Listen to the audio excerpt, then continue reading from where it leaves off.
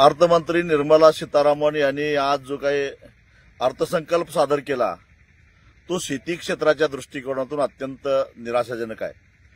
पोकळ घोषणा, मोठमोठ्या वल्गना, आत्मनिर्भरसारखे शब्द याच्या व्यतिरिक्त या अर्थसंकल्पामध्ये काहीच नाही। रासायनिक खताच्या वाढत्या किमती आणि त्या किमती नियंत्रित करण्यासाठी खतावरच्या सबसिडीमध्ये वाढ करण्याचा काही निर्णय घेतलेला या अर्थसंकल्पामध्ये दिसत नाही।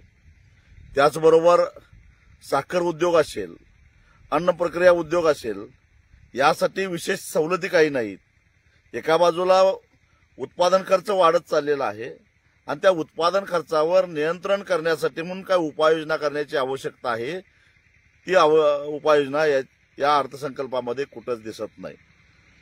डाळीच्या बाबतीत आत्मनिर्भर करण्याची वल्गना केली जाते, परंतु मोठ्या उद्योगपतींना डाळ आयात करण्यासाठी परवानगी दिली जाते। मग या धोरणाचा उपयोग काय? डाळ असो किंवा तेलबिया असो, या बाबतीत जर का आत्मनिर्भर करायचं असेल तर खऱ्या अर्थानं हमीभावाचा कायदा करून दिला पाहिजे।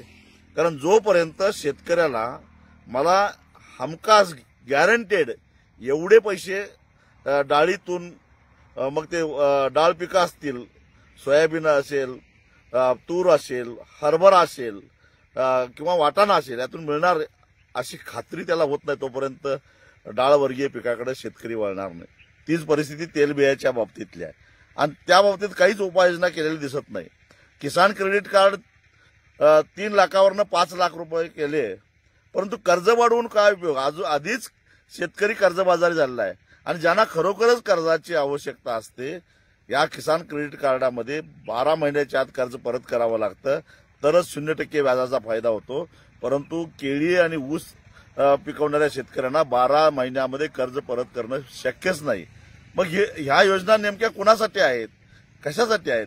साखर उद्योगाच्या संदर्भामध्ये काहीच नाही। रासायनिक खताच्या किमती नियंत्रित करण्यासाठी काहीच उपाययोजना नाही। अन्न प्रक्रिया उद्योगासाठी काहीच नाही। जर अतिरिक्त उत्पादन झालं तर प्रक्रिया उद्योगाला चालना दिली पाहिजे आणि अतिरिक्त उत्पादन प्रक्रिया उद्योगाकडे वळवलं तरच किमती स्थिर राहतील। पण या संदर्भामध्ये काहीच उपाययोजना याच्यामध्ये केलेलं नाही। त्यामुळं जरी मोठमोठ्या वल्गना केल्या असल्या तरी शेती क्षेत्राच्या दृष्टिकोनातून हा अर्थसंकल्प अत्यंत निराशाजनक आहे। एका बाजूला इथेनॉलचं उत्पादनाकडे वाढ करायचं सरकार संकल्प करतंय, पण इथेनॉलच्या किमती वाढवून देत नाही। त्याचबरोबर साखरेचा जी बेसिक किंमत आहे ती वाढवत असताना सरकार कचरतंय। मग एकूणच उद्योगाला चालना कसं मिळेल, रोजगार कसा तयार होईल, हा सगळा अनुत्तरित प्रश्न आहे। कापसाच्या बाबतीतही तेच आहे। जर नवनवीन तंत्रज्ञान कापसात आणायची भाषा करता तर मग बीजी कापसाला देशामध्ये आणायला बंदी का? आणि त्याच बीजी कापसापासून तयार झालेलं सर्किट तेल मात्र परदेशातून आयात होतं।